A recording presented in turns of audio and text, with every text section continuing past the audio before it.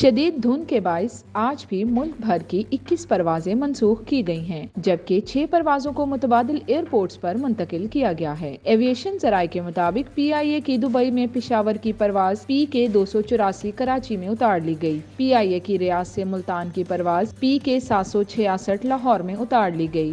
Sharjah سے پشاور کی پرواز PK 258، دبئی سے اسلام آباد کی پرواز PK 112، نجی ایئر کی ابوظہبی سے اسلام آباد کی پرواز PA 231 کو لاہور میں اتارا گیا۔ دبئی سے سیالکوٹ کی پرواز PK 180، اسلام آباد سے بحرین کی پرواز PK 188 پشاور اتار دی گئی۔ ایویشن ذرائع کے مطابق کراچی سے لاہور کی پروازیں PK 302، 303، PA 402، 401، کراچی سے اسلام آباد کی پروازیں ER 500، PA 401 منسوخ کر دی گئیں۔ دمام سے لاہور کی پرواز PF 743، دبئی سے لاہور کی پرواز PK 236، مسقط کی پرواز PF 733، جدہ سے لاہور کے مابین سعودی ایئر کی پرواز SV 738، 739 بھی منسوخ کر دی گئیں۔ اسلام آباد سے گلگت کی پرواز PK 601، 602، سکردو کی پرواز 451، 452، دبئی سے اسلام آباد کی پرواز PK 233، ملتان سے کراچی کی پرواز PK 331 اور PIA کی القصیم